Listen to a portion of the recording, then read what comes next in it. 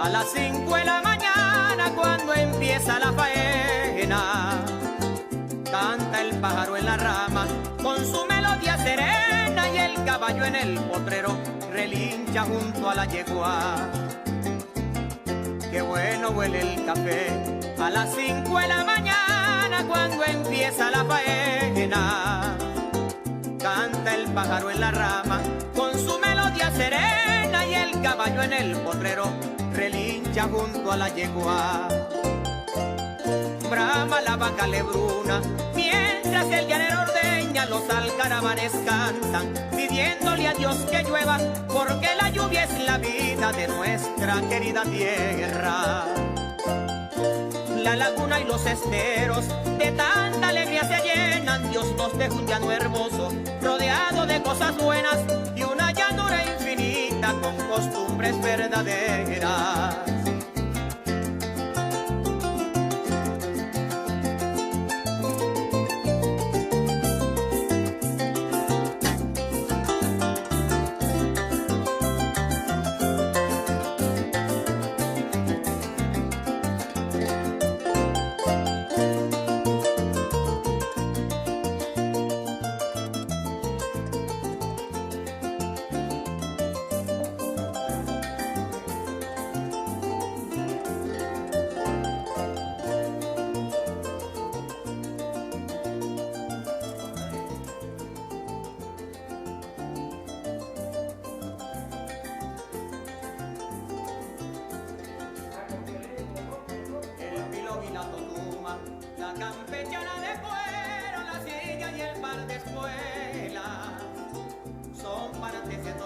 La Venezuela de paz, la Venezuela de tranquilidad, la Venezuela de los campos, las playas y las ciudades. Un saludo afectuoso desde toda esta visión que es la venezolanidad, que es la tranquilidad, es la paz. Somos referente informativo desde la televisora de la Fuerza Armada Nacional Bolivariana. De verdad que hoy, con toda esta visión de seguir estudiando, quiero saludar al doctor Manuel Mariña Müller, que me hizo llegar este libro, Imperialismo, Petróleo y Profecía. Este es del año 2016, imaginemos, 2006, perdón, 2006. Saludar al doctor Mariña, porque hay una guerra hoy, no aquí, aquí estamos combatiendo 1040 medidas coercitivas unilaterales. Hay nada más y nada menos una guerra comercial mundial, fuera de todo este escenario, y gracias a que un gobierno que dirige nuestro presidente Nicolás Maduro Moros, se garantiza con todo, y una guerra de amplio espectro, con las medidas coercitivas, se está garantizando en paz el Estado social. El Estado que está en nuestra Constitución. Hoy tenemos un invitado de lujo, al coronel en reserva activa, doctor, profesor de la UNES, profesor de la UNEFA, Humberto Nieves. Bienvenido, profesor. Gracias, Luis, por la invitación. Saludos a toda la audiencia de Referente Informativo, que crece y crece, porque esos son los comentarios que se escuchan. Bueno, mira, sí, estamos ahorita en una situación muy particular, una guerra económica que por lo visto no fue planificada por los Estados Unidos y hoy por hoy creo que la está perdiendo de calle, ¿no? La está perdiendo. Ahora, pero fíjate, Humberto, el Estado profundo pareciera que encabeza este señor Trump fuera parte de esa planificación. Él como jefe de Estado, digo yo, no sé. ¿Qué visión tienes tú? Lo que pasa es que a juicio de muchos analistas, Ajá. me incluyo, ¿no? Porque es que esto no es que uno dice, termino el viernes en la tarde y comienzo el lunes en la mañana. No, aquí no. El análisis es constante, de las 24 horas, porque hasta hay momentos que a la 1 de la mañana uno está leyendo, escuchando noticias, revisando información, ¿no? Trump como que se le fue al Estado profundo, al establishment norteamericano, que uno dice que es norteamericano, pero tiene más integrantes de Inglaterra que norteamericanos. Trump se le está enfrentando al Estado profundo. Y visto está que él plantea una serie de situaciones, en principio se fue en contra de la Reserva Federal, se va en contra del Tesoro. Realmente él está como que haciendo cosas que nadie se imaginó que un presidente de los Estados Unidos hiciese eso, tanto y en cuanto el tema de una recesión no es de ahorita, ¿no? O sea, recordemos que desde los tiempos de Obama se hablaba de una recesión económica, ¿sí? O sea, y de una recesión económica producto de, por decirlo así, lo que yo siempre he planteado desde hace muchos años, y lo planteo cuando el comandante presidente Hugo Chávez comienza a hablar sobre una nueva idea del mundo global, ¿sí? Del comercio, de las relaciones internacionales. Otro mundo posible es lo que plantea el presidente Hugo Chávez, y a partir de ahí, que ya se venía, pues, porque el presidente Chávez lo plantea en función de qué, de sus análisis, donde él realmente entendió mucho más temprano que otro que el modelo había fracasado, el modelo capitalista, este modelo neoliberal había fracasado, y el presidente advierte de todo este fracaso. En ese entonces yo planteaba de que estas famosas escuelas de economía del mundo, porque hay que decirlo así, del mundo, incluyendo las venezolanas, porque las venezolanas no dejan de estar influenciadas por el modelo dominante, y al no dejar de ser influenciadas por el modelo dominante, evidentemente que lo que se planteaba era ese libre mercado, esa mano invisible del mercado, esa posibilidad de que el mercado resolvía todo, que el mercado no tanto que resuelve, por decirlo así, la parte económica, sino que resuelve la parte social, geográfica, militar, ambiental y etcétera. Entonces, ¿qué ocurre? Al desboronarse esa idea, porque se desboronó, estas escuelas de economía quedan, mal, pues. ¿Por qué? Bueno, porque ellas insisten que el sector privado es incorruptible, es lo mejor de lo mejor, y este señor Trump, que a mi juicio se descalabra todo este modelo neoliberal, yo no voy a decir que es él, porque hasta ahora se sabe que toda esta guerra de aranceles es un famoso ensayo de un muchacho, que ese muchacho es amigo del director del secretario del Tesoro, y entonces le vendieron esas ideas a finalizar su primer gobierno, y entonces él dijo que le iba a poner en práctica. Y a mi juicio, si fue así, él no tuvo ningún recato de al menos preguntarle a la inteligencia, mira, esto se puede hacer, no, lo hizo a motus propio, y mira la locura que está haciendo. Fíjate, ahí tenemos un material audiovisual de cómo se aprecia en otras partes del mundo lo que ocurre hoy, porque hay un frontal desarrollo de contención entre Estados Unidos por medio de Trump contra China, porque en definitiva él fue el que cometió esa operación, vamos a llamarla así. Como tú lo dijiste, ahí hay un tema de su visión, de sus asesores, pero yo quisiera irnos a cómo hoy se aprecia lo que está ocurriendo. Vamos a ver ese video.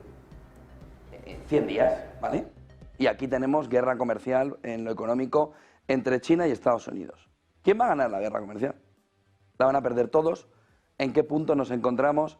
¿Son sostenibles los aranceles? Yo te pongo el 100 y pico %, tú me metes el 200 y pico, y luego reacciono y venga y boom, boom, boom, boom, pum, pum, por todos los lados, y al final el consumidor diciendo, pero si esto me costaba X y ahora me cuesta X más aranceles, pues dejo de comprarlo, caída de la producción, caída de la industria, caída de la fábrica, caída del crecimiento, en ese crecimiento caída del crecimiento global, en el caída del crecimiento global otra vez a un movimiento de decrecimiento.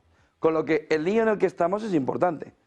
Otra cosa es que a medio y largo plazo veamos que todo el mundo ha caído o ha bajado el tema arancelario en esos aranceles recíprocos. Pero eso no es la fotografía ahora mismo. Los primeros 100 días nos han traído una guerra comercial. Eso es inevitable. Pero ¿puede sostener China ¿Puede sostener China esa guerra comercial? Para empezar, ¿puede sostener esos aranceles China? Bessent ayer decía que no. Escúchele. Well, we're not going to talk about who's talking to whom, but I think that, over time we will see that the Chinese tariffs are unsustainable for China. I've seen some very large numbers over the past few days that show if these numbers stay on, Chinese could lose 10 million jobs very quickly. And even if there is a drop in the tariffs, that they could lose 5 million jobs. So remember that we are the deficit country. They sell almost 5 times more goods to us than we sell to them. So the onus will be on them to take off these tariffs. They're unsustainable for them. Bessent lo pone claro encima de la mesa. Bessent pone claro encima de la mesa que no va a poder aguantar China. Pero varios informes durante los últimos días enfocan en un punto completamente distinto. No es lo que pueda aguantar China, es ¿puede ganar Estados Unidos la guerra comercial tal y como quiere Donald Trump? ¿Puede China de verdad sostenerse y hacerse fuerte después de haber crecido en el comercio internacional en las últimas décadas? Piensen una cosa, salvo México y Canadá con Estados Unidos, la gran batalla por regiones la tiene perdida Estados Unidos. La pregunta que habrá que hacerse 100 días después del mandato de Donald Trump es, ¿perderá Estados Unidos la guerra comercial con China? Lo que tendría que estar en la cabeza de Donald Trump es, ¿vamos a perder la guerra comercial con China? Lo que no se puede preguntar porque es como un imán, ¿no? Le rechaza, ¿no? No puede hacerse una pregunta así, pero se la debería estar haciendo. ¿Perderá Estados Unidos la guerra comercial con China? China tiene más influencia comercial global de la que Estados Unidos está dispuesto a reconocer. Aunque está poniendo encima de la mesa que la influencia de Estados Unidos y la fuerza de Estados Unidos a nivel internacional sigue siendo la de primera potencia del mundo, la realidad es bastante diferente.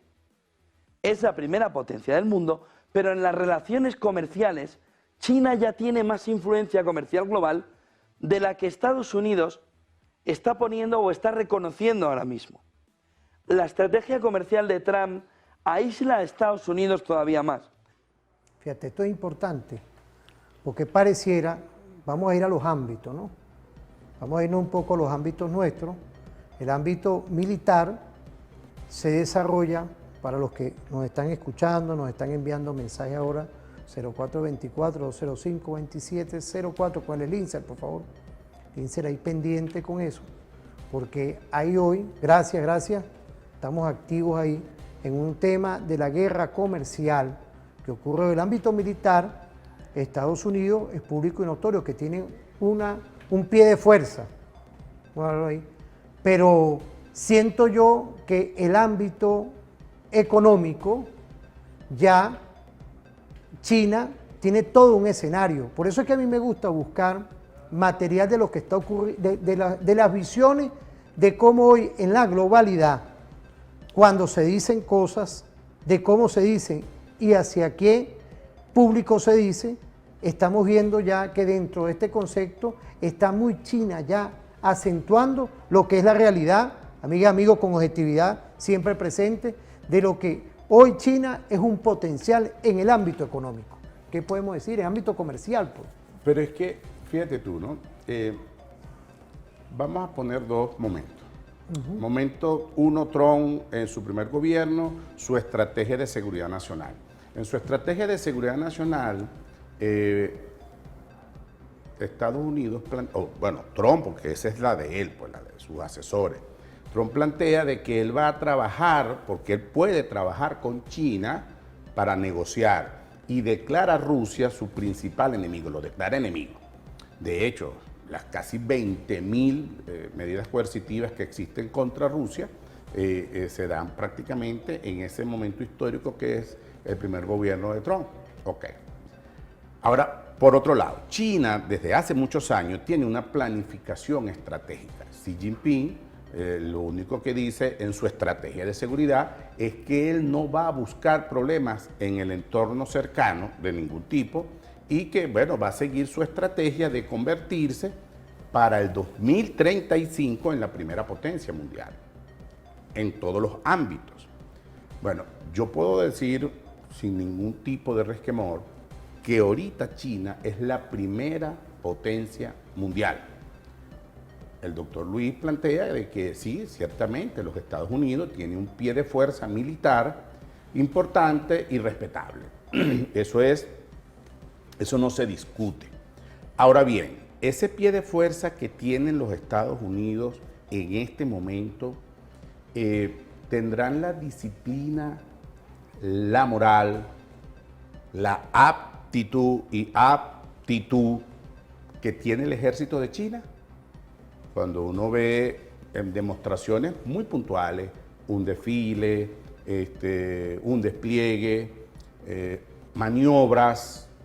En estos días estaba viendo unas maniobras de las Fuerzas Especiales de China. Y es lo que yo siempre he dicho, pues. Los Estados Unidos conocen la guerra a partir de 1700 y tanto. Los chinos conocen la guerra desde que son chinos, pues desde que China tiene culturas milenarias que hablan de la guerra y que se han sostenido en base a la guerra. Yo de verdad que considero que hoy, desde el punto de vista teórico, en función de lo que es una potencia, la primera potencia mundial, es China, no los Estados Unidos. Los medios globales, con una intención de sostener y mantener una narrativa que permita que todavía los Estados Unidos sea considerado una potencia. Fíjate, es importante todo esto, porque ahí tenemos otra cápsula de cómo, fíjate, pareciera entonces, porque estamos aquí estudiando, lo que estamos viendo son las apreciaciones, y claramente uno ve con contundencia cómo el tema comercial, el tema económico, pareciera, Humberto, con el respeto de todos, porque referente informativo nos vemos en una aldea global, hay hoy un escenario que favorece a la política exterior de China en el ámbito económico. Vamos a ver ese video y volvemos, vamos a ver ese video. China ahora mismo está mejor preparada para resistir el impacto económico de la guerra comercial, precisamente porque su influencia comercial global está todavía más potente, más destacada de lo que se pudiera esperar. Trump podría declarar victoria simbólica y retirarse parcialmente del conflicto, cuidado porque podría ser hasta inteligente en este entorno, y China va ampliando su influencia global, superando a Estados Unidos como principal socio comercial en varias regiones clave. Lo que nos lleva a apuntar a que Estados Unidos debería hacerse esta pregunta, pero todos los días, todos los días, todos los días, todos los días. Sobre todo, mirando ese último punto. Mire la siguiente diapositiva, que nos enfoca a cómo en las regiones clave donde China ha superado a Estados Unidos, empieza a coger cuerpo importante. Por ejemplo, en Asia-Pacífico, países como Japón, Corea del Sur, Indonesia e India comercian más con China que con Estados Unidos. Les repito, Japón, Corea del Sur, Indonesia e India comercian ya más con China que con Estados Unidos. En Oceanía, Australia tiene a China como su mayor socio comercial a pesar de las tensiones diplomáticas. En América Latina, Brasil, por ejemplo, exporta más a China que a Estados Unidos, especialmente en materias primas. Y en África, donde ha puesto el foco China durante las últimas décadas, en muchas economías africanas, China ya ha desplazado a Estados Unidos como socio principal a través del comercio e inversión en infraestructuras. De tal manera que tenemos un entorno complicado alrededor de... Fíjate, esto es importante porque estamos dándole vida a lo que hoy se está analizando en este mundo multicéntrico y multipolar, que nos da la razón, pues. Puedes tener un pie de fuerza, pero ellos como que se dedicaron, Estados Unidos, a su tema militar, imperial, de dominación, y ya en el ámbito comercial lo estamos viendo, lo hemos estudiado, que hay un nuevo auge, es decir, una nueva influencia comercial que tiene un posicionamiento estratégico que es, por supuesto, quiero saludar aquí a los representantes consulares de China, de Rusia, de Irán, toda una visión de lo que hoy es el mundo multicéntrico y multipolar. Claro, porque es que, fíjate, en esta guerra comercial, ¿no? Ayer leía que el presidente Trump ha tenido el descaro de decir que ya hay conversaciones con China, que el presidente Xi Jinping lo ha llamado. E inmediatamente en China desmienten las declaraciones de Donald Trump. Pues, ¿por qué?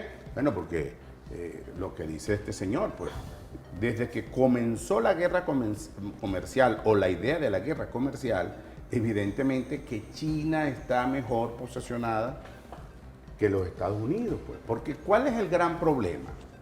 El mismo modelo que los Estados Unidos han querido implementar en el mundo, el mismo modelo que los Estados Unidos defendían todos sus presidentes y el establishment estaba orgulloso del modelo, ese mismo modelo fue lo que los llevó a la quiebra. Mira, sería bueno que las escuelas de economía y estos economistas se quitaran la venda de la cara y dijesen así taxativamente por la calle del medio, el libre mercado no funciona. No. ¿Por qué? Porque solamente funciona cuando el amo, en este caso los Estados Unidos, gana. Si los Estados Unidos o el amo del sistema pierde o se ve que está en desventaja, entonces ya no hay libre mercado. Yo sanciono, ¿sí? Entonces, las escuelas tienen que decir, fracasó el modelo. Y otro modelo es posible, lo que está haciendo China. ¿Por qué? Bueno, porque China dejó la discusión de las luchas de clase hace mucho tiempo y comenzó a entender los metamodos de producción en manos del Estado. Me gusta y eso ha ese sido enfoque. el éxito que hasta ahora ha tenido China. Me gusta ese enfoque, metamodos De producción. de producción, claro, claro. porque los modos de producción... Pero vamos a irnos a una pausa. Vamos a irnos a una pausa. Ok. Porque fíjate, no, es que vamos a continuar con eso que ocurre allá, ya tenemos más material. Es importante porque ya vamos a arrancar con esos metamodos de producción. Te la dejo, ¿por qué?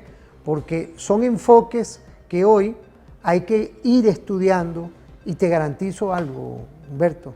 ¿Cómo le ha costado a la Venezuela de hoy la paz, la tranquilidad con nuestro gobierno, con Nicolás Maduro Moro? Ya que nosotros tenemos un modelo también, un metamodelo económico propio que se está construyendo. Porque vamos a seguir trabajando y a pulso. pulso. Se está construyendo es a pulso. Claro, por eso es que tenemos que ver lo que ocurre allá, pero después que construyamos todo este programa, en un segmento vamos a dedicarnos a los BRIC, pero también vamos a dedicarnos a lo que es la agenda estratégica que lleva nuestro gobierno. Porque ante una guerra comercial mundial está la Venezuela de hoy desarrollando un propio modelo con todos unos actores empresariales y trabajadores que buscan de verdad echar para adelante y implosionar con estrategias perfectas las medidas coercitivas unilaterales que nos quieren seguir imponiendo. Vamos a irnos a una pausa.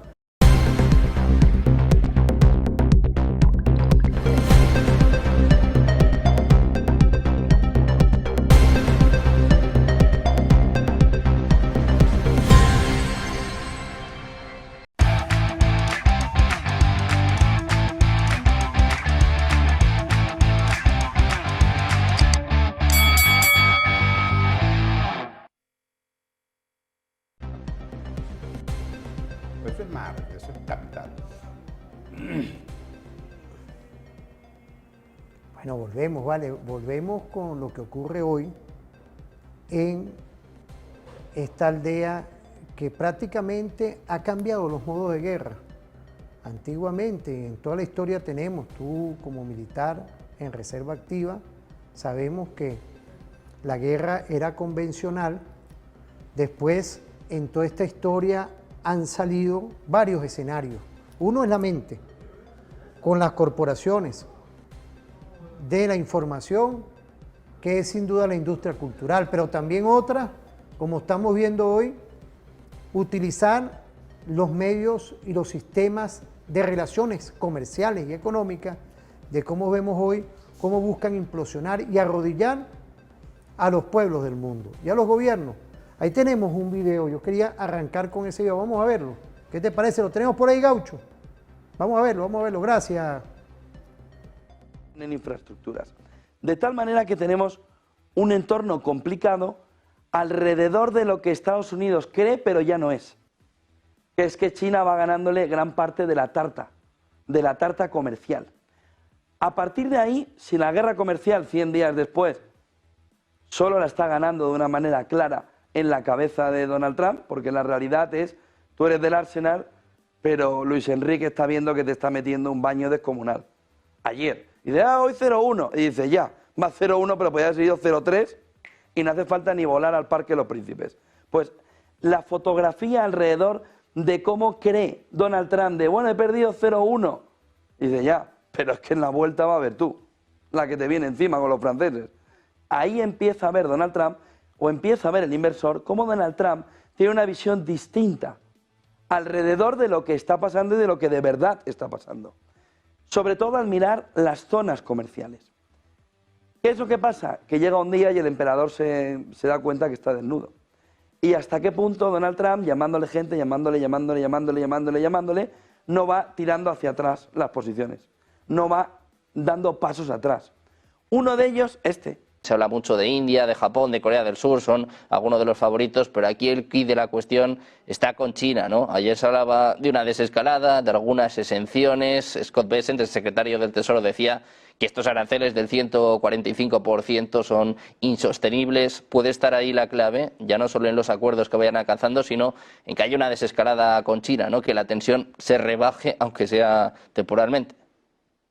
Hombre, eso sería lo ideal, porque el hueso más duro de roer aquí es China. Es decir, lo más, entre comillas, fácil es llegar a acuerdos con Corea, con India o con Japón o con la Unión Europea.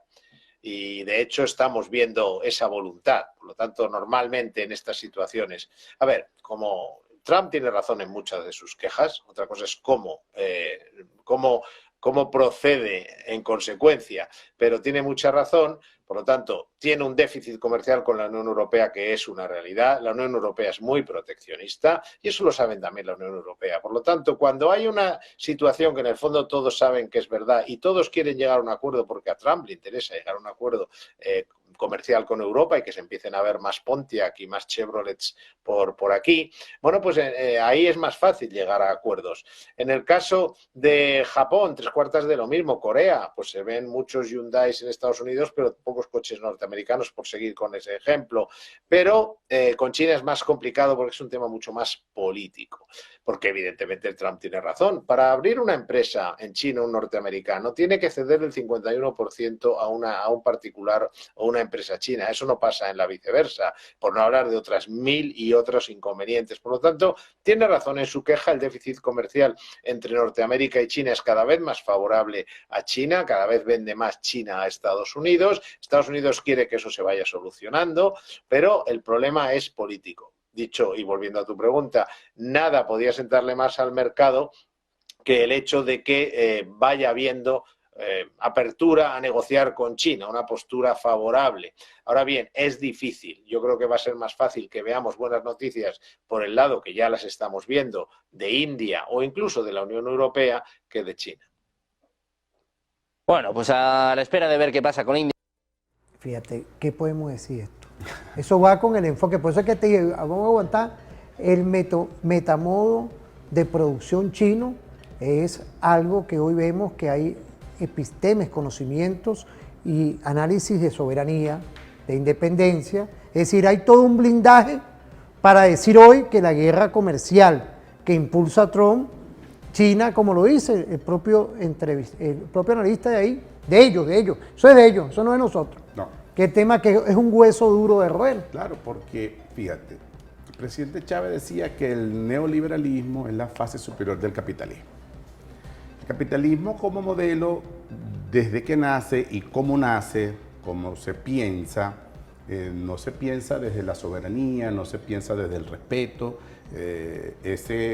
como ellos llaman, esa riqueza inicial o esa primera, que a partir de ahí es que se desarrolla, no es obtenida lícitamente.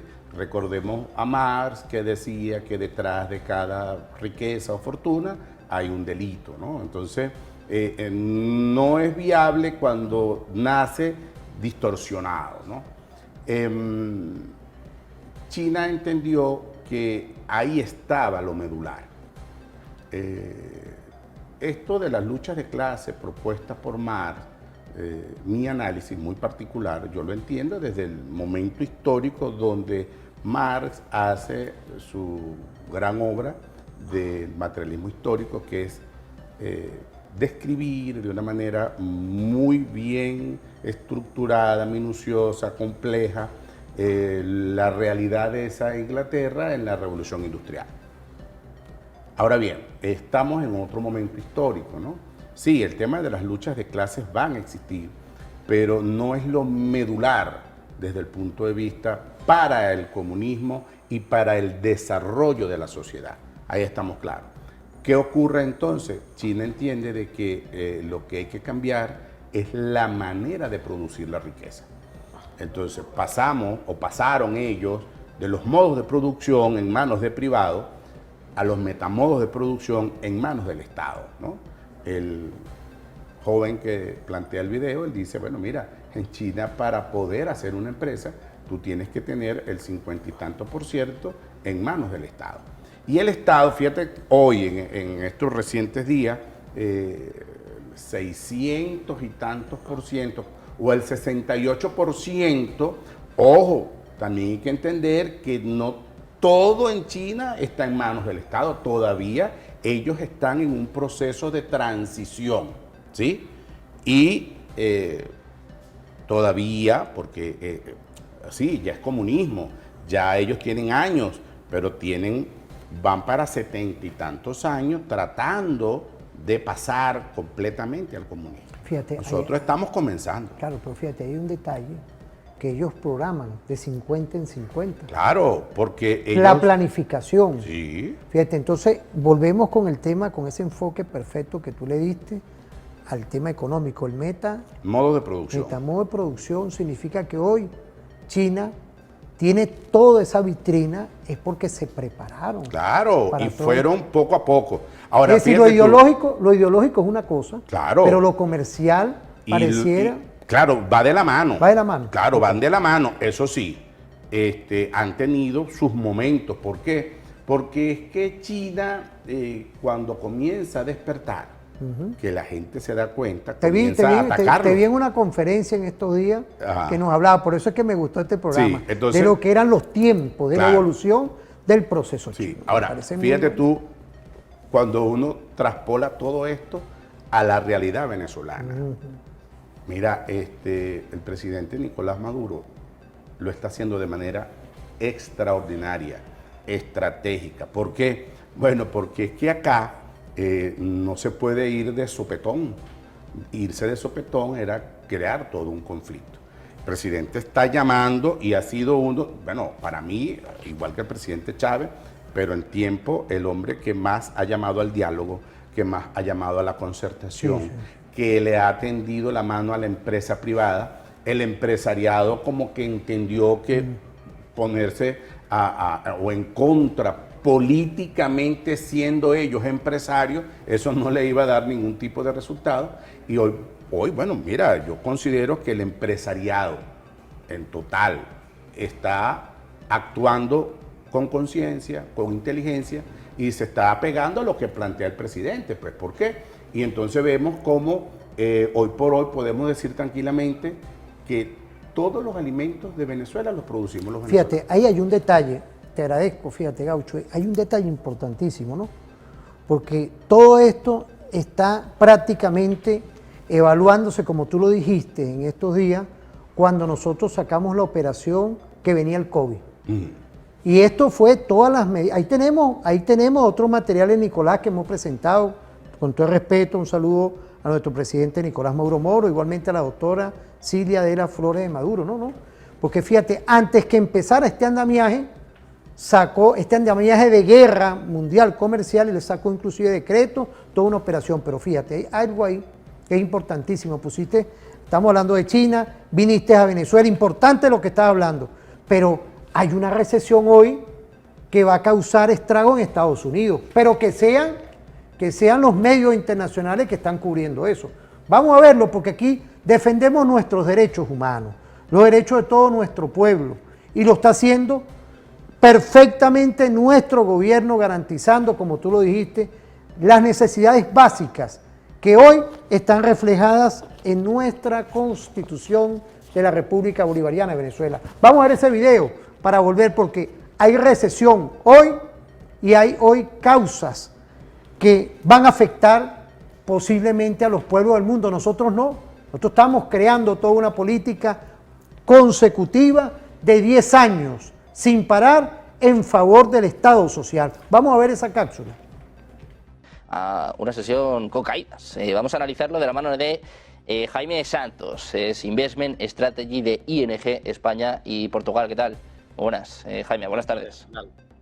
Bueno, pues deseando conocer tu opinión sobre este dato clave para la economía de Estados Unidos que empieza a despertar, empieza a desatar todas las alarmas cerca de una recesión. ¿Cómo puede afectar esto a Donald Trump? Correcto, pues se sabía que el dato a priori ya no iba a ser bueno y lo que no se sabía era cómo de malo iba a terminar siendo. Y finalmente pues ha sido todavía peor de lo que se esperaba. Y es que prácticamente no había consenso de mercado, el rango que se manejaba era súper amplio, teníamos escenarios más optimistas, con algunos analistas que esperaban que bueno, iba a haber ligera contracción, pero íbamos a estar en torno al 2 y pico, creciendo, ¿no? Veníamos del 2,4, había otras más pesimistas, el GDP Now de Atlanta, que estimaba un menos 2,7, y luego entre medias estamos ahí las casas de inversión, las casas de análisis, que esperábamos crecimientos muy moderados en torno al más menos 0 y pico, ¿no? E incluso se han ido reduciendo estas estimaciones desde primera hora de esta mañana y finalmente así ha sido el caso, ¿no? Menos 0,3. Y esta es otra señal más de lo difícil que es elaborar las estrategias, de pensar a largo plazo, ¿no? El futuro es muy incierto y ya no te digo a 6 meses, es que es adentro de semanas, ¿no? Es muy complicado elaborar un plan de acción y esto repercute directamente en la actividad económica y lo estamos viendo tanto en los consumidores, porque esta incertidumbre se traduce en que los consumidores vayan a retrasar sus compras, van incluso a recortar su gasto por si acaso necesitan ese dinero en un futuro, si vienen maldades, y también las empresas que van a adelantar las importaciones, como ya hemos estado viendo, y están retrasando esas decisiones de inversión. Entonces, efectivamente es un dato que ya nos dice algo acerca del impacto de la administración Trump, que podría incluso, pues como han comentado antes los compañeros, ser el comienzo de una posible recesión, pero es verdad que todavía es el primer dato, aunque hay señas de que esto podría mantenerse los próximos meses. Y aún así también hay que tener en cuenta que este dato tampoco cubre todo lo que ha ocurrido en abril, cubre hasta marzo. Entonces también habría que esperar al dato del segundo trimestre, ¿no? Para que realmente se empiecen a apreciar las consecuencias. Y ya no solo en el impacto económico, sino también en los datos de empleo, los datos de inflación, porque sale de hecho luego en unas horas, en un rato sale el PCE, y el problema es que estos datos que van a salir luego posteriores van a quedar relegados en un segundo plano, porque al fin y al cabo no están mostrando todos estos acontecimientos recientes que nos están cambiando la situación actual y que no está claro el qué pretende lograr la administración de Trump con estos movimientos. Y como decía antes Víctor, uno de los impactos que se buscaba era el impacto en la bolsa, que Donald Trump salió diciendo que no le importaba y efectivamente obviamente le importa, ¿no? Y además una reducción en el PIB tendría un impacto en los beneficios de las empresas y pues, por consiguiente se reducirían los precios de las acciones y las cotizaciones. Y la segunda, que es otra teoría que hemos venido escuchando recientemente y que se ha hecho mucho bombo, es que lo hace para reducir los tipos de interés, así es más barato que el gobierno estadounidense se pueda refinanciar la deuda y ahorrar por esa parte. Pero es que el problema de esa teoría es que, vale, por un lado, pues vas a ahorrar, ¿no? Salía un estudio de que ahorraría unos 500.000 millones de dólares. El problema está que si Estados Unidos entra en una recesión, ¿no? Y a este ritmo aumentan las probabilidades de que así sea, el gobierno va a tener menos recaudación de impuestos, el gobierno va a pagar más en subsidio de desempleo. Y esta tendencia histórica de déficit presupuestario durante las recesiones de alrededor pues, un 4% del PIB correspondría a una erosión de 1,3 billones de dólares de las finanzas públicas estadounidenses, ¿no? Entonces es casi 3 veces más. Por tanto, tampoco es una estrategia acertada en el largo plazo, si es que finalmente es esta la estrategia que tiene Donald Trump en su comité y que, repito, desconocemos todavía a ciencia cierta cuál es su objetivo final. Y de hecho es que esta, como mencionabas, es de las principales preocupaciones de los inversores. Antes estábamos más preocupados por la inflación, se siguen estando preocupados por la inflación. Ahora, una de las grandes preocupaciones es la recesión en Estados Unidos. Porque de agravarse todo con las políticas arancelarias, primero aumentaría las presiones inflacionistas al alza. De hecho, ya lo hemos visto, ¿no? Salió el otro día el indicador de expectativas de inflación de la Universidad de Michigan al 6,5. O sea, tendríamos un problema de inflación que nos puede desestabilizar también el mercado laboral, que parecía que también estaba controlado en torno a ese 4,2%. Y todo esto, ¿no?, te reduce aún más el crecimiento económico y te pone en una situación muy comprometida, porque tienes datos que te insinúan que la situación no va a ser buena de aquí a los próximos meses. A la espera de conocer cuáles son los planes de Trump, vemos caídas en los futuros, pendientes también de las opciones de recesión en Estados Unidos. Jaime, muchísimas gracias por estar con nosotros. Un placer. Muchas gracias, muy buen día. Adiós, gracias. Precisamente mirando las opciones de una recesión en Estados Unidos, Calci está mostrando ahora un 74% de opciones de una recesión este año. Se aumentan las opciones tras este dato sorpresivo, este dato negativo del... Dato negativo de lo que puede estar ocurriendo, que aprecian ellos allá. Ojo con esto. Por eso es que esto es importante, como tú lo dijiste, las escuelas de economía, nosotros respetamos toda esa visión y vemos hoy cómo ya dentro de esos portales de comunicación están hablando de números. Es decir, hoy hay una guerra comercial de aranceles que está afectando la misma economía de lo que están propiciando, que es el señor Trump. Podemos incorporar en este tema de este segmento lo importante hoy, como tú lo dijiste, de la Venezuela de hoy, empresarios. Producir en Venezuela, marca país, hecho en Venezuela. Todos los 13 motores de la agenda económica bolivariana, al ver hoy que en ese mundo que está ya desde esa propiciación del Estado profundo que lleva Trump en Estados Unidos, automáticamente vemos cómo hay unas grandes dentro de esta aldea global, grandes asimetrías que sin duda las consecuencias las puede pagar el pueblo norteamericano, Humberto. Sí. Voy a permitirme saludar a mi mayor general, Angiolillo Fernández. Mi mayor general, saludos, está en sintonía.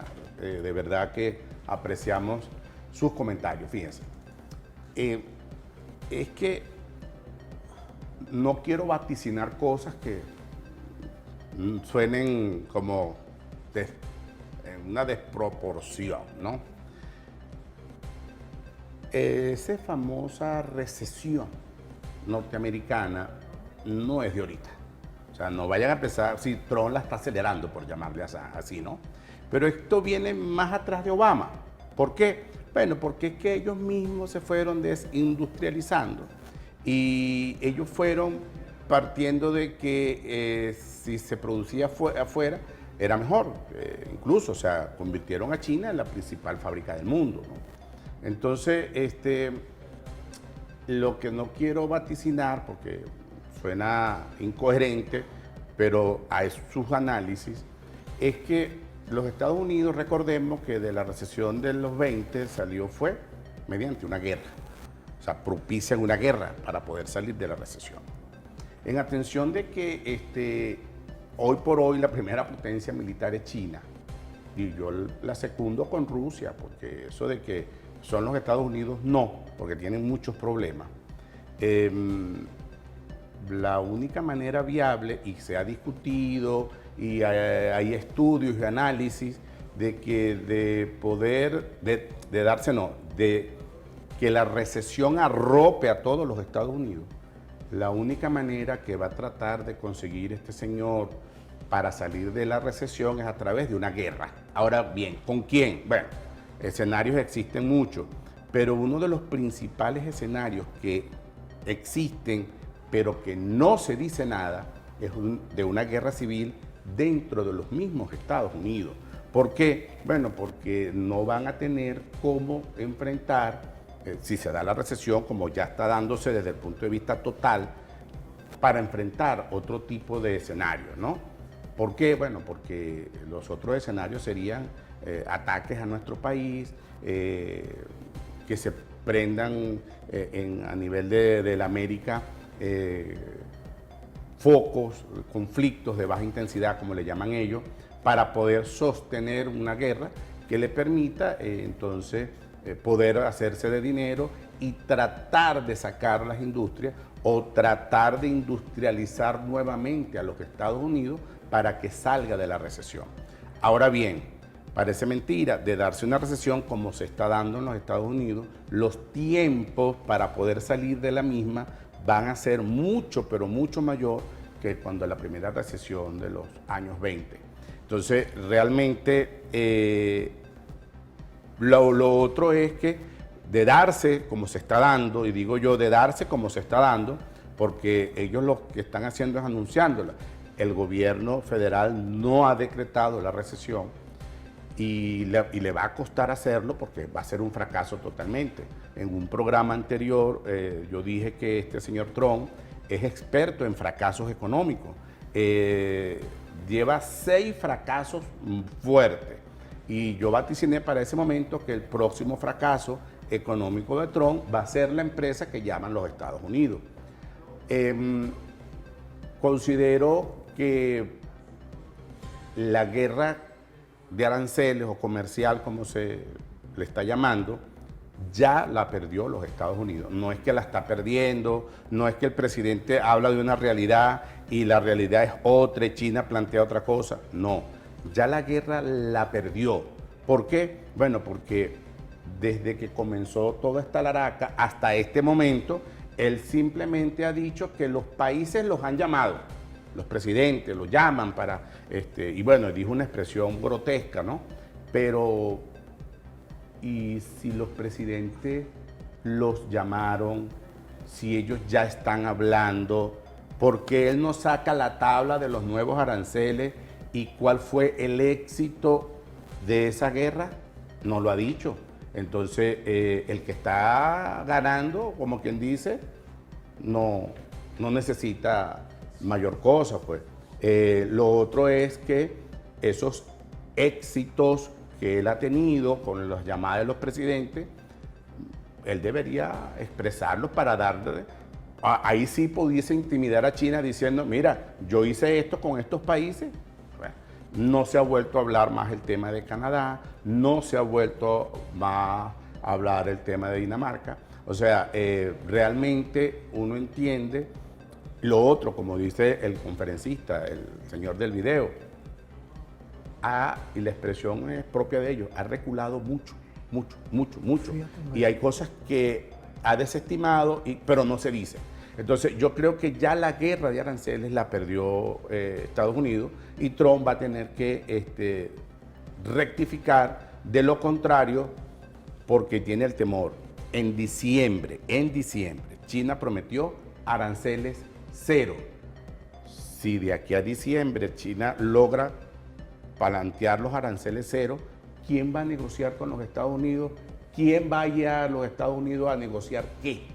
No tiene sentido. Fíjate, si se está fortaleciendo por todo esto que hemos estado analizando y nos llega a nivel de toda esa información, a nivel de otras partes del mundo, el comercio alternativo sin Estados Unidos. Vamos a irnos a una pausa. Ahí tenemos ya en el próximo segmento los BRICS. Eso te iba a decir yo. Ese próximo, ¿cómo se llama? Ese comercio sin los Estados Unidos, BRICS. Claro, y Venezuela, con nuestro comandante Chávez y hoy Nicolás Maduro Moros, ha hecho toda una gravitación y vamos a tener bastante contenido. La Venezuela de hoy, igualmente felicitar a Nicolás Maduro Moros porque nosotros no nos quedamos enganchados a esperar al señor Trump. No. Dentro de nuestra fórmula que es soberanía, independencia, nosotros estamos ya llevando nuestros productos a nuevos mercados y a mercados también que teníamos que ir la fortaleza del negocio internacional. Con todo el respeto y la consideración, vamos a irnos a una pausa.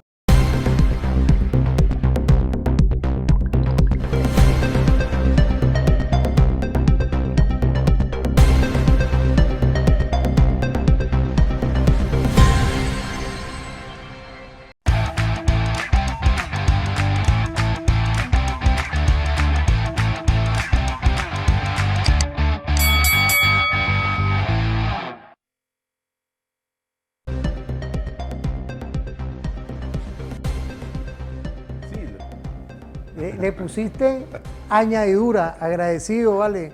Humberto, todos los mensajes que nos llegan. Quiero saludar al rector de la Universidad Nacional Experimental de la Fuerza Armada, igualmente exsecretario de la Secretaría del Consejo de Defensa, nuestro mayor general en Reserva Activa, Pascualino Angiolillo. Igualmente quiero enviarle un saludo a toda la Reserva Activa, como también a los oficiales superiores, subalternos, tropa profesional, tropa alistada. Saludar igualmente a nuestras fórmulas de ir a las catacumbas. Brilla hoy como siempre el programa Referente Informativo. Agradecido por toda la conexión que hay en este momento. Por aquí me está llegando uno, Oscar Aguilarte de Urachiche. De verdad quiero saludarte, estamos aquí en vivo, ¿eh? Mira, aquí estamos activos por aquí, mira, aquí me está llegando, ¿ah? Por eso es que es importante hoy seguir conectados con ustedes, del que es importantísimo ante toda esta guerra que está operacionalizándose en toda esa aldea global, Humberto, ver cómo la Venezuela de hoy ha tomado de nuestro comandante Chávez. Aquí tenemos la ley del Plan de la Patria, tenemos también los objetivos estratégicos de nuestro libro azul, de lo que es el equilibrio del universo. Eso que nos decía Bolívar, que está hoy presente con Chávez y dejó un Chávez vivo aquí con Nicolás Maduro Moros. Los nuevos ejes de poder, lo que son los BRICS hoy. Ahí tenemos un video, Gaucho, lo tenemos preparado. Vamos a ver ese video.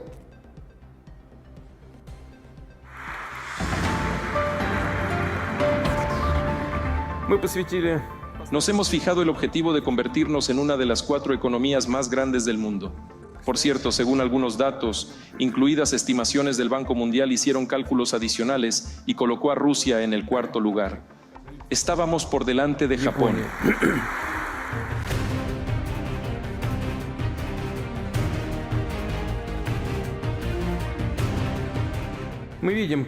Vemos cómo ha surgido una verdadera carrera entre países para fortalecer su soberanía. Al mismo tiempo, países que hasta hace poco eran líderes del desarrollo global están intentando con todas sus fuerzas, por las buenas o por las malas, mantener su elusivo papel de hegemones. Cuando un país o una persona en su vida intenta mantener sus posiciones, fortalecerlas, pero de manera torcida, esto es malo.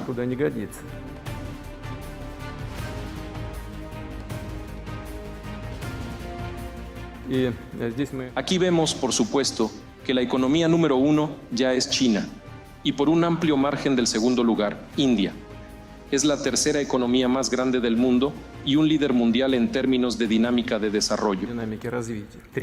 Junto con nuestros socios extranjeros, aumentaremos el uso de monedas nacionales en los pagos de comercio exterior y mejoraremos la seguridad y eficiencia de dichas operaciones.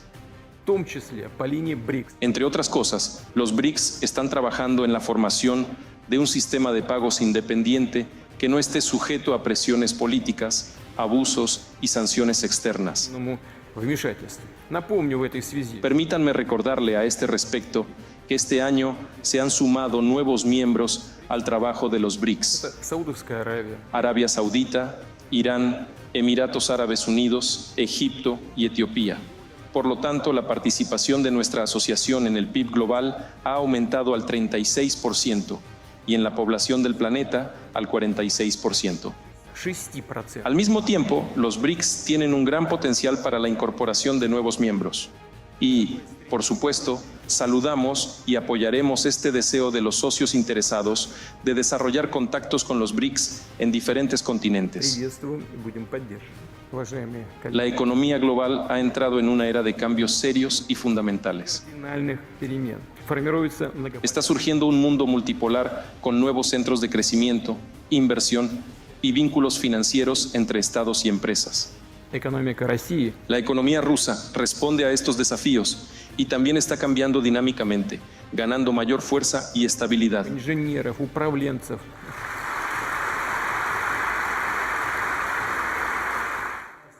Sí, fíjate, este material audiovisual es de un tiempo, del 2024. ¿Por qué? Porque ya ahorita, próximamente, hubo ahorita una reunión de cancilleres de los BRICS y automáticamente están ya por ir a otra reunión de los países BRICS y sus amigos, como lo dice nuestro presidente Putin. Es decir, ante una realidad de una guerra comercial mundial que propicia este estado profundo del gobierno de Estados Unidos, vemos cómo nosotros ahorita en este segmento vamos a trabajar estas nuevas formas de integración estratégica que hoy la Venezuela tuya, empresario pequeño, mediano, grande, emprendedor, campesino, igualmente pescador, todas y todos los trabajadores de la patria, estamos hoy concatenados con ese equilibrio del poder. Y en ese nuevo equilibrio que busca estos BRICS está la Venezuela de hoy. ¿Qué podemos decir de todo esto? Porque prácticamente esa visión de Putin es bien clara hoy y nos da una visión estratégica de lo que es China y esa visión de integración que son los BRICS. Bueno, ¿qué te puedo decir? Los BRICS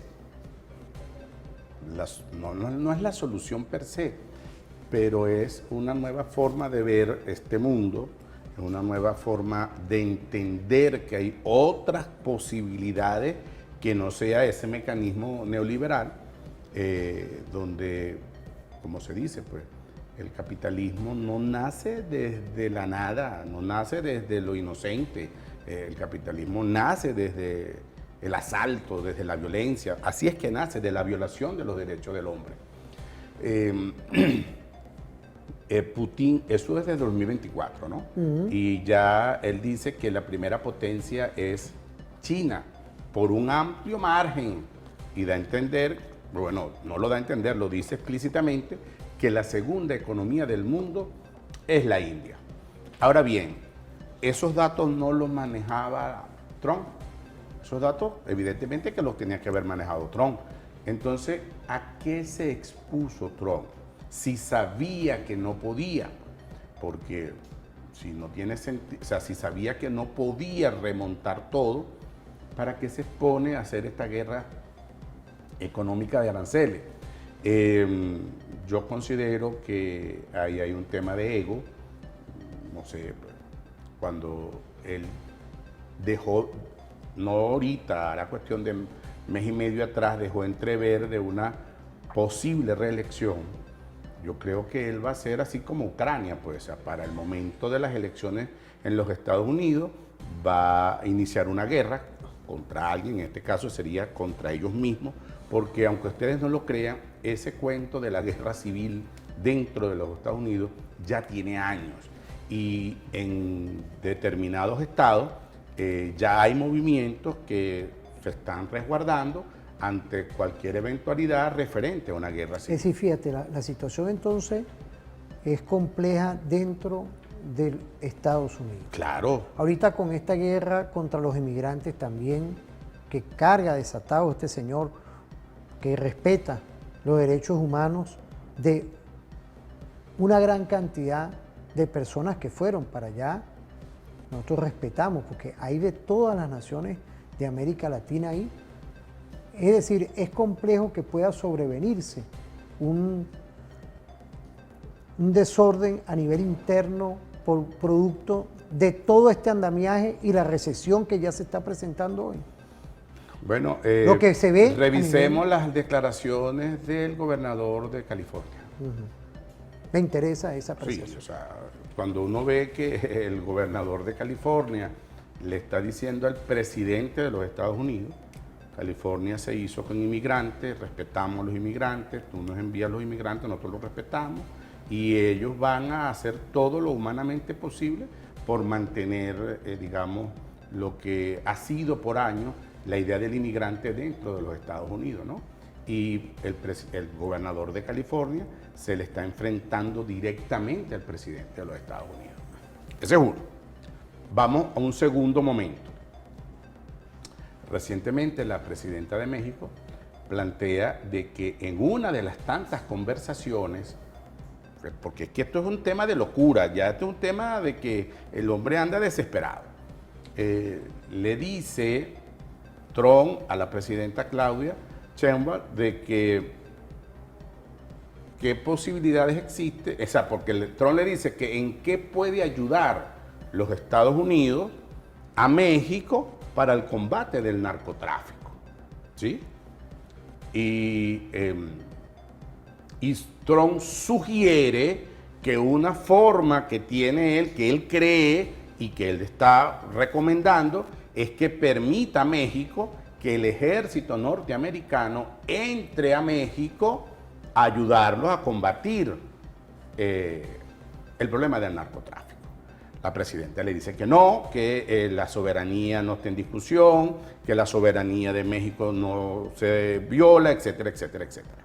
Ahora bien, ¿será que este señor no se da cuenta que el problema, ciertamente, hoy pudiese uno entenderlo desde la narrativa norteamericana, que México es un eslabón importante del problema? Pero nadie ha dicho, como lo ha planteado en estos días, lo planteó el capitán Diosdado Cabello, una locución que él dice, pero es que nadie ha hablado de los carteles de la droga norteamericano, porque esa droga no es que llegue a los Estados Unidos y la reparte quien la lleva, no, quien la reparte en los Estados Unidos son grandes carteles de droga que se encargan de la comercialización, de la distribución dentro del territorio de los Estados Unidos. Entonces, mire, el señor Trump, en vez de usted proponerle a la presidenta de México que su recomendación es que el ejército norteamericano entre a México, mi recomendación sería que usted agarrase ese mismo ejército y dentro de los Estados Unidos se pusiese a combatir los famosos carteles que no existen, pues, porque según los carteles existen en Colombia, en México, en Ecuador, en otros países, pero dentro de los Estados Unidos no existen carteles. Qué interesante, ¿verdad? Sería escuchar hablar del cartel de Miami o de la Florida, del cartel de Nueva York, para que la gente sepa que ahí hay unos mafiosos. Ahora bien, el problema va a ser cuando se descubran quiénes sean o quiénes son esos mafiosos. Ahí va a haber la sorpresa. Fíjate, por ahí tenemos otras cápsulas. Tenemos una cápsula también anterior de los BRICS, de cómo también estaba la Venezuela, del que hoy se ha remontado.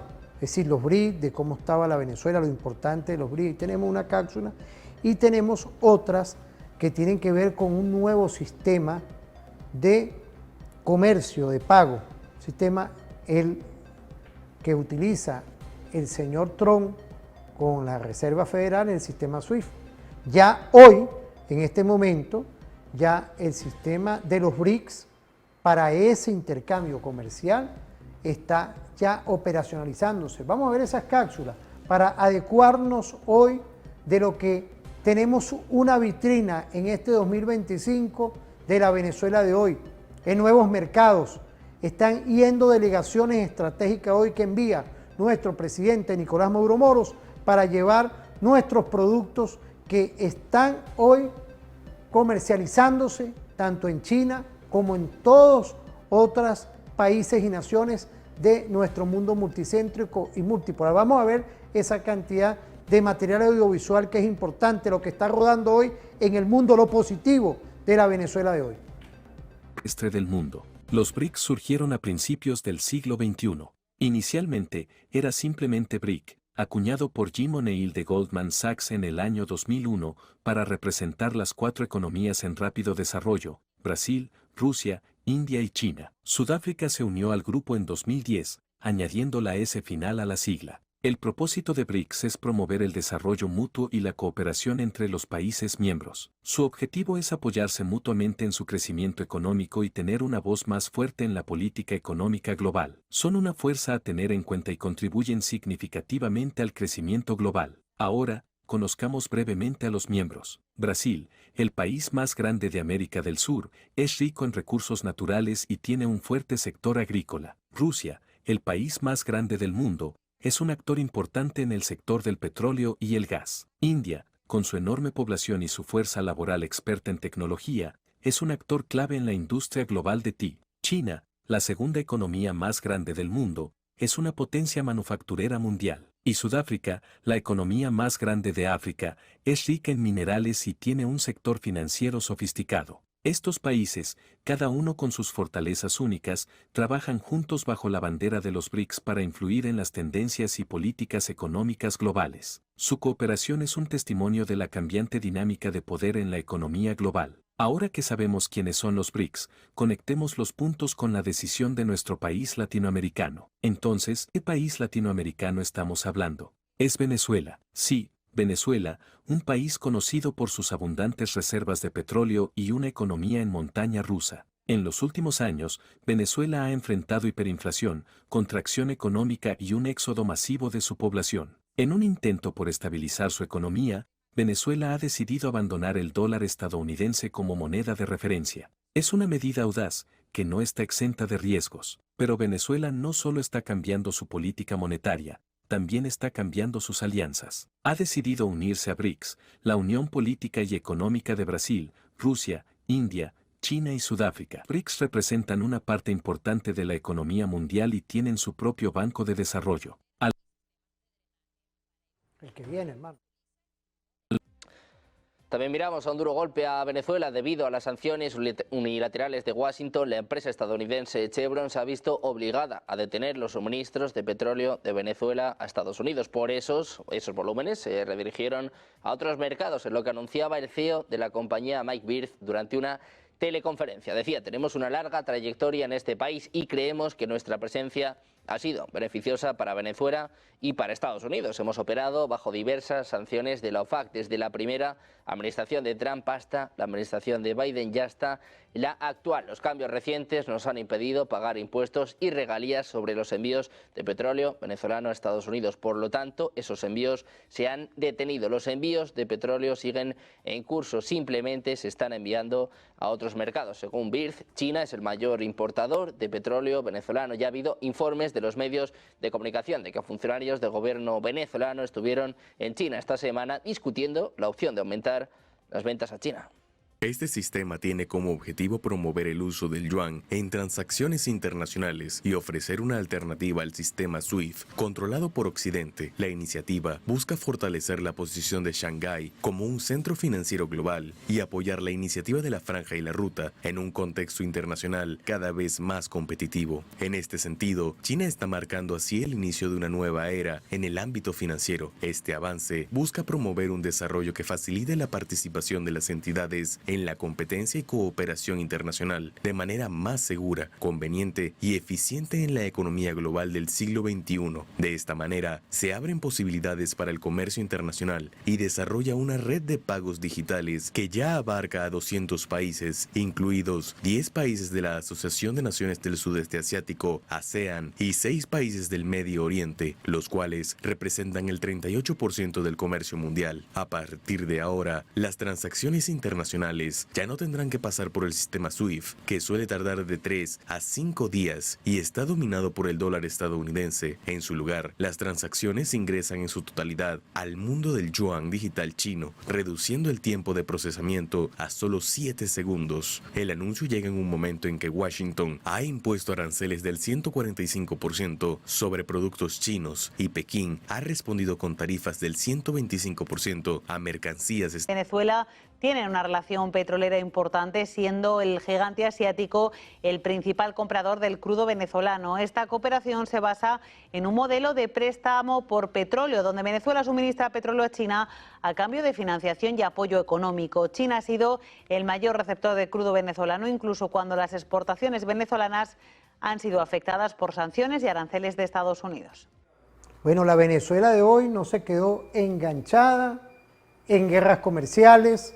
Por el contrario, eso es lo que está rodando ahorita a nivel internacional, de cómo la Venezuela de hoy, con delegaciones de alto gobierno, está colocando nuestros productos energéticos a nivel global. Y a la vez vemos hoy que la China, que es soberana, que tiene hoy un marcaje importante con las ventajas comerciales, vemos hoy que está sacando ya eso ya está activo, un nuevo sistema de pagos que van a utilizarse, es decir, todos los países que están hoy gravitando en este nuevo orden internacional. ¿Qué podemos decir?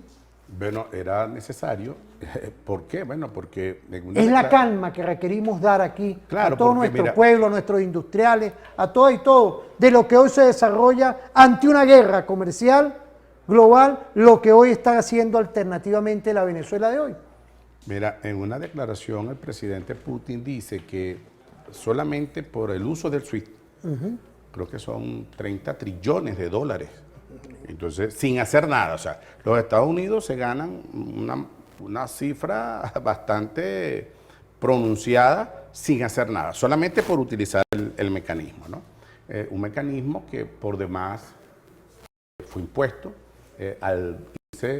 por decirlo así, porque ellos tenían una caducidad de 50 años, al no ser renovado por los países árabes, al no tener ningún tipo de lógica seguir utilizando el sistema, los Estados Unidos volverse locos sancionando a todo el mundo y que no puedan utilizar el sistema, bueno, cualquier persona en sana lógica busca otras alternativas. Bueno, los BRICS están planteando esa alternativa, una alternativa que no tiene, digamos, esa idea de la usura, porque es que es usura lo que plantean los Estados Unidos con la utilización del SWIFT, ¿no? Todos los países que se están alineando a ese sistema ya están demostrando que la comercialización en moneda nacional le da mayor soberanía, le da mayor independencia y una manera quizás para organizar sus finanzas. La idea desde hace tiempo, y yo de verdad que entiendo más el tema de esta guerra que se hace contra la moneda nuestra. En todos los países el dólar se está devaluando, entonces aquí este sistema morboso y perverso de lo que es la utilización del dólar como una guerra ya se está desboronando. Realmente no tiene sentido, no tiene lógica este tema de la guerra con este dólar que nos están imponiendo con la idea de ocasionar una implosión. Ahora bien, cada día eso se desvirtúa más. ¿Por qué? Bueno, porque la política económica, que no de ahorita, porque ha sido, como dice, sin prisa, pero sin pausa, son medidas económicas que el presidente Nicolás Maduro ha tenido a bien desde su primer gobierno hasta ahorita.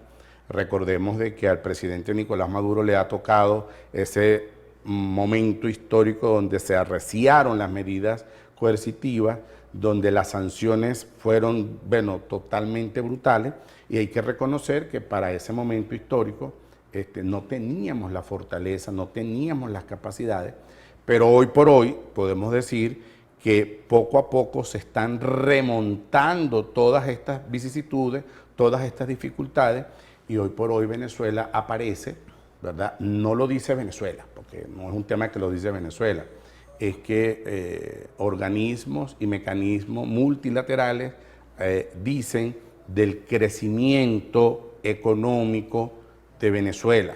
Evidentemente que nosotros, cualquiera pudiese decir, crecimiento económico ¿en base a qué? Bueno, en base a que tocamos suelo y poco a poco vamos creciendo. Poco a poco vamos creciendo. En toda esta dimensión, el presidente Nicolás Maduro ha llevado también un tema de la diplomacia de paz. Ha tocado temas muy álgidos y hoy por hoy, yo realmente lo digo con toda la propiedad, es un trabajo que veníamos desarrollando, el doctor Víctor Córdoba, el almirante Torcaza Nabria, que en paz descanse, el almirante Orlando Maniglia, mi mayor general Angiolillo Fernández. Estamos hablando de los fundamentos de la escuela geopolítica de Venezuela. Hoy por hoy nosotros podemos decir tranquilamente que ya existe, así como existe la Escuela de Geopolítica de Francia, la Escuela Geopolítica de Alemania, ya podemos decir tranquilamente que en Venezuela existe una escuela de geopolítica que está fundamentada en los principios bolivarianos, porque hay que decirlo así, está fundamentada en toda esta diplomacia de los principios bolivarianos, está fundamentada en la capacidad energética que tiene el país y está fundamentada en esa visión de patria grande que el presidente Hugo Chávez planteó en su momento y que hoy por hoy el presidente Nicolás Maduro magistralmente recoge y plantea como una posibilidad de no involucrarse en problemas de nadie, respetar la autodeterminación de los pueblos, asistir a aquel pueblo que de una manera unilateral y libre pida el apoyo de Venezuela. La reciprocidad. La reciprocidad. Aun cuando tenemos problemas, digamos, de orden limítrofe con otros países, se ha mantenido el respeto, se ha mantenido la idea de cooperar, ¿verdad? Entonces que hoy por hoy nosotros hemos dado un ejemplo de cómo podemos ir solucionando todo este tipo de problemas y conflictos sin llegar a la guerra, sin la agresión. Entonces, hoy por hoy podemos decir que Venezuela tiene ya una escuela de geopolítica fundamentada en principios claros, estratégicos, sólidos y sobre todo fundamentado en una teoría como fue o como lo es pues la filosofía bolivariana. Entonces no estamos inventando, no estamos diciendo cosas y haciendo cosas al azar, sino que es un grupo de todo el gobierno y de las personas que asesoran en su momento histórico de que tenemos una idea de cómo salir adelante después de 1100 y tantas, 1040, ¿no? Medidas 1040. coercitivas unilaterales. Entonces, de verdad que hay que entender y de verdad quitarse el sombrero ante toda esta política del presidente Nicolás Maduro y sus asesores, que hemos sabido remontar toda esta crisis de una manera pacífica, que es, digamos, el principal éxito que se ha tenido en toda esta discusión. Sí, me gusta tu apreciación, porque no ha sido fácil toda esta guerra sobrevenida del imperio norteamericano, sus aliados, y los traidores y las traidoras que aún continúan aquí, porque este mecanismo comunicacional es para defender la patria, no es para gustarle de un modo a uno o a otro, no. Esto es un programa que busca defender y estar acoplado directamente con los lineamientos de nuestro presidente Nicolás Maduro Moro, porque tenemos un equipo, está Demetrio Francisco Flores, está Wilder Vargas, Zair Vargas y Omar Ruiz, que tenemos un equipo de producción que realmente gravitan y revisan toda la agenda presidencial. Y es importante eso que tú nos estás hablando, porque garantizar la paz con todo este andamiaje de guerra de amplio espectro, con 1040 medidas coercitivas, con ataques, hasta con imaginémonos lo que ocurrió en agosto, menos mal que fue frustrado ese ataque contra las autoridades de nuestro alto gobierno, en plena Avenida Bolívar. O sea, aquí ha pasado un sinfín de cosas en todos estos años, es decir, no es nada más el sombrero, sino que yo siento que hay que darle vida a lo que ha hecho nuestro presidente canciller que hoy de verdad está dándole vida y retumbando en todos los países del mundo, propiciando lo que es la Venezuela de hoy. Una Venezuela en paz, una Venezuela que está hoy igualmente concatenada con el respeto de todo nuestro territorio, de toda nuestra geografía, en conjunto con nuestro estado Guayana Esequiba, que próximamente vamos a tener un gobernador. Es decir, estamos hoy concatenados con la paz, con la tranquilidad y respetando los acuerdos internacionales. Yo ahorita vamos a despedirnos por este segmento, vamos a irnos a una pausa.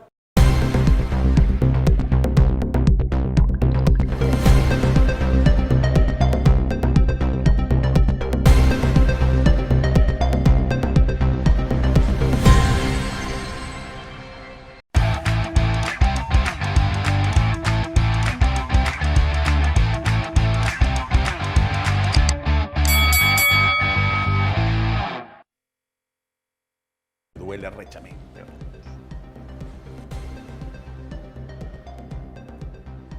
Volvemos. Hoy también tenemos que tocar, ante toda esta guerra contra la patria, la posición que mantenemos y hemos mantenido, como es nada más y nada menos la posición con nuestros nacionales dentro de lo que es hoy una política que el gobierno de Estados Unidos está aplicando, violando los derechos humanos de nuestros inmigrantes, Humberto. Yo creo que es importante todo esto. Vamos a ver unas cápsulas de Nicolás Maduro Moros porque es una posición que hemos presentado aquí. Ahorita venimos con la patria, venimos hoy con lo que está haciendo nuestro gobierno para garantizar, mantener y darle un salto adelante en paz, que es el gobierno social. Vamos a ver esas cápsulas, vamos a verlas. Arrebatarle una niña de 2 años a una madre migrante solo porque es migrante y es venezolana y acusarla sin pruebas de que es miembro de una banda criminal y ponerlo como excusa para robarle a su niña es un crimen ante cualquier ley internacional. Si en este mundo hubiera justicia, la gente que lo hizo debería estar presa. Sin duda. Si en este mundo hubiera justicia, pero ni la Corte Penal ni la Corte Internacional de Justicia hacen nada por la justicia. Se ocupan de y si en Estados Unidos hubiera justicia, espero que la haya, algún juez rescataría a esta niña, metería preso a quien se la arrebató de los brazos de su madre en el avión que la iba a regresar a Venezuela y se la regresaría de inmediato. Quienes están dando estas órdenes se parecen a los perseguidores nazis. Aquí entre nosotros está lo que ha hecho Mengele, mejor conocido alias Bukele, Mengele, Nayib Mengele, en El Salvador, de secuestrar 252 venezolanos que no han dado fe de vida, no le permiten abogados, no tienen tribunal que los enjuicie, no han cometido delitos en El Salvador y los tienen desaparecidos. Ahí, si hubiera justicia internacional y si en El Salvador hubiera justicia, si la Corte Suprema de El Salvador, la Fiscalía de El Salvador hiciera justicia, no estuviera amordazada a Mengele, llamado Bukele, Nayib Mengele Bukele, bueno, sencillamente ya estuvieron en libertad, esos 252 venezolanos secuestrados, donde hay muchachos taxistas, barberos, delivery, profesionales, gente. Fíjate, aquí estaba viendo Ezequiel Zamora y la Revolución, Lisandro Alvarado.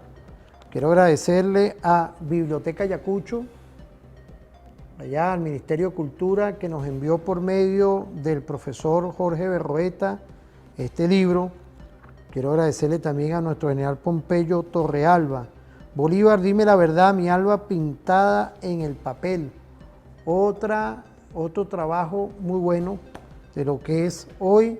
Vamos a presentar ahorita libros que me están mandando, o sea, que me presentan, porque a mí no me gusta meterme sin la autorización de los autores, porque es así, es la realidad. Y fíjate, es importantísimo porque brillar con luz propia es nuestra visión de darle ese brillo, darle esa iluminación con esta humildad del caso. Fíjate, mira los ataques que tiene la patria, como hemos dicho, y vemos hoy cómo hay un gobierno que responde con la diplomacia, responde automáticamente con contundencia hacia lo que son el irrespeto de nuestros derechos humanos, el secuestro de una niña. Imaginémonos todo hoy lo que hemos estado pasando y cómo estamos saliendo, avanzando hacia la fortaleza de hoy ser quienes somos, hacia dónde vamos. Nicolás, es importantísimo todo lo que hacemos hoy porque es la garantía de que nos mantengamos de verdad en una línea de acción hacia lo que es el Estado constitucional que lleva nuestra República Bolivariana de Venezuela, Humberto. Mira, sorprendente. Sí, de verdad que es sorprendente porque el presidente Nicolás Maduro lo que plantea es que se haga justicia. No está pidiendo una cosa extraordinaria, solamente que se haga justicia. ¿Qué vigencia tiene hoy por hoy el comandante Chávez cuando él decía que la ONU no tiene ya ningún tipo de sentido? O sea, qué interesante sería que la ONU fuese resignificada, reinterpretada, redefinida, o que simplemente desaparezca como mecanismo. ¿Por qué? Porque realmente no está dando garantía de absolutamente nada. Venezuela decidió salir de la OEA por las razones que ya sabemos, pero hoy por hoy ese mecanismo tampoco tiene ningún tipo de importancia, de utilidad, porque esta situación que se está presentando con los migrantes venezolanos que fueron deportados a El Salvador, quien debió haberse ocupado de una manera diligente es la OEA, y tampoco lo ha hecho, aun cuando Venezuela no pertenezca al mecanismo, pero en atención a que se plantee la justicia, la incoherencia de Bukele, porque hay que decirlo así, ¿no? Cuando uno repasa toda la actuación de Bukele desde el punto de vista político, podemos decir que el señor que fue vicepresidente de Correa y que después fue el presidente del Ecuador, o Judas, o cualquiera de estas personas que ha traicionado, Bukele es todos estos señores son unos niños de pecho frente a Bukele, pues, porque Bukele es el Judas más grande que ha podido existir a razón de que ha traicionado todo lo que él mismo decía, pues. Y hoy por hoy es un lacayo, pero en grado superlativo de los Estados Unidos. Entonces, lo otro es que hoy por hoy uno pudiese entender que Bukele no es un presidente constitucionalmente elegido en un sistema democrático. Hoy pudiésemos decir que Bukele es o un dictador o un reyesuelo de poca monta, en función de que no existe, o al menos así parece, que en el en El Salvador, existiese un sistema judicial que dijese, bueno, pero ¿qué hacen 250 venezolanos acá si aquí no hay ningún tipo de juicio, no hay ningún delito, no han cometido absolutamente nada? Entonces, el Poder Judicial, si existiese Poder Judicial o independencia de poderes, como es el argumento de la famosa oposición o la narrativa de la derecha, ¿qué hacen esos venezolanos presos ahí? Este acto deleznable, porque es un acto deleznable, el secuestro de esta niña de 2 años, y nadie ha podido hacer absolutamente nada, o sea, no existe, o sea, algo así como que, como dice el famoso dicho de que cuando se metieron con aquella persona, como no era conmigo, no hice nada, pero cuando se metan contigo tampoco vas a poder hacer nada porque ya estás acostumbrado a esto, pues. Entonces, esta niña de 2 años, ¿qué sentido tiene? O sea, porque ahí lo violatorio o deleznable no sea tanto el hecho, digamos, físico de quitarle a la niña, es que se violó absolutamente todo. En el derecho existe una cosa que se llama el derecho natural, el derecho lógico, donde en cualquier país del mundo cualquier persona respeta la unión de los hijos y la madre, pues, o sea, es un vínculo indisoluble, porque así se plantea desde el hecho natural. Y entonces estos hay que darles el nombre, porque es que estos delincuentes, estos asesinos, violadores de derechos humanos, lo hacen con tal desparpajo de que ellos confían de que no les va a pasar absolutamente nada. Entonces, bueno, mira, lo que solicita el presidente Nicolás Maduro, ¿verdad? Y ojalá que es que no sé qué decirle, porque si tú le dices monigote, lo irrespeta, pero Antonio Guterres, que es el jefe de la ONU, pues, debería hacer algo, al menos preguntar qué pasó con la niña, pues, porque es que ni siquiera se permiten preguntar, pues. Estos países que aún no siendo, digamos, afín a los Estados Unidos, ¿verdad? Y bueno, el presidente ya inició toda una campaña para mover al mundo para que devuelvan a esta niña, porque es que de verdad que es una cosa deleznable. No, y hay que agradecer también al Tribunal Supremo de Justicia, a la compatriota doctora Carlicia, ¿verdad?, que ya se pronunciaron, decreta el retorno inmediato de la niña Maykelis Espinosa. De verdad que eso es una medida preventiva que busca reunificar automáticamente lo que es el derecho a la familia. Por eso es que todo esto está hoy concatenado con una nueva visión hoy de que hay un Estado, hay un gobierno, es la paz. Hoy claramente que estamos hoy viendo que nos cuesta, pero tenemos que salir adelante a toda esta embestida, Humberto. De verdad que quiero agradecerte toda esa visión de todo lo que hoy estamos trabajando a nivel de lo que es una guerra de amplio espectro. A mí lo que me llama la atención, ¿no? Porque de verdad que hay que decirlo así, es que en toda esta situación la oposición venezolana no ha dicho absolutamente nada, nada. Entonces uno llega y comienza a hacerse preguntas, ¿no? Y mira, flaco favor le está haciendo este gobierno a quien ellos veneran a la oposición venezolana. Y la oposición venezolana no tiene ni siquiera la iniciativa, la capacidad, el intelecto de delastrarse de ellos y al menos apoyar esta situación muy particular, que es el tema de la niña. Nada, no han dicho absolutamente nada. Fíjate, Humberto, eso de verdad que es preocupante. Fíjate, ahorita tenemos también el otro tema que no podíamos cerrar sin ese, que es el tema del decreto que fue hecho en el mes de abril, ya estamos en mayo, para los que nos están viendo, de las acciones que estamos tomando por 2 meses automáticamente por el tema de esa guerra arancelaria, porque empezamos con guerra arancelaria. Venezuela no se ha quedado atrás ni se ha quedado enchinchorrado, como podemos decir en algunos campos, en unos caminos reales que me mandan mensajes por ahí de varios estados del país. Vamos a ver ese video, Caucho, rapidito para comentar esto porque ya estamos culminando el programa. En base al diálogo nacional, en base al esfuerzo nacional, voy a proceder, como lo anuncié ayer, a firmar el decreto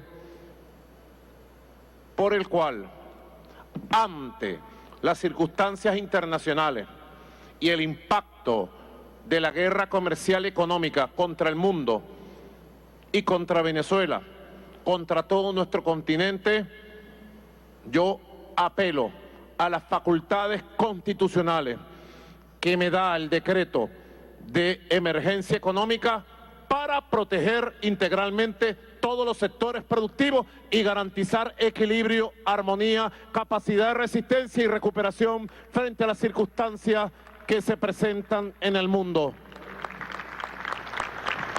Procedo. Hoy, 8 de abril,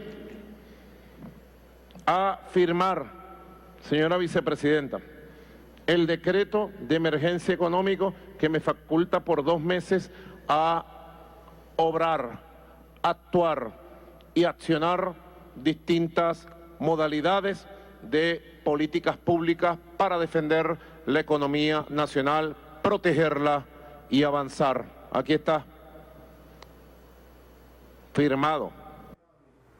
Gracias. ¿Qué podemos decir, Humberto? Fíjate. Bueno, impecable. Todo. Mira, no sé quién, ahorita tengo que buscar en el CPU mental, que dijo que esta guerra económica iba a acercar más a China y a Venezuela, a Rusia y a China, a la India, China, Rusia, Venezuela, porque por increíble que parezca, en todas estas ecuaciones de lo que es los BRICS, todo lo alternativo en contra de los Estados Unidos, aparece Venezuela como un faro, aparece Venezuela como esa encrucijada donde todos los caminos conducen hacia Venezuela y desde Venezuela, porque realmente hoy por hoy quizás uno comience a ver de manera más clara pues todo aquel trabajo, toda aquella visión del presidente Chávez, todo aquel trabajo y esta visión que el presidente Nicolás Maduro le ha dado durante este tiempo y donde ha arreciado una guerra desproporcional contra Venezuela. Entonces, realmente hoy podemos decir tranquilamente que ahora sí se entiende la visión del presidente Chávez y lo que está haciendo el presidente Nicolás Maduro. Ante todas estas tempestades planetarias, está la Venezuela de hoy con un buen timonel que es Nicolás Maduro Moro, llegando siempre a puerto seguro, Por el día de hoy quiero despedirme, ¿verdad, Humberto? El programa se nos quedó pequeño. El tiempo. El tiempo, ¿verdad? Que quiero agradecerte a ti. Quería ver si podíamos enfocar, ¿vale?, estos libros que tenemos aquí para saludar a los que nos han enviado muy gustosamente desde aquí. Y tenemos el del doctor Mariña, tenemos el profesor, aquí el general Pompeyo, y también tenemos aquí uno que nos manda la Biblioteca Ayacucho. Saludar a Ernesto Villegas, el ministro de Cultura, a Jorge Berroeta también. Es la visión de entender que hoy estamos gravitando por buen camino con nuestro gobierno. Que pasen un feliz día. Gracias a ti, coronel en reserva activa, doctor, profesor de la UNES, profesor de la UNEFA, y nos vemos en otra oportunidad.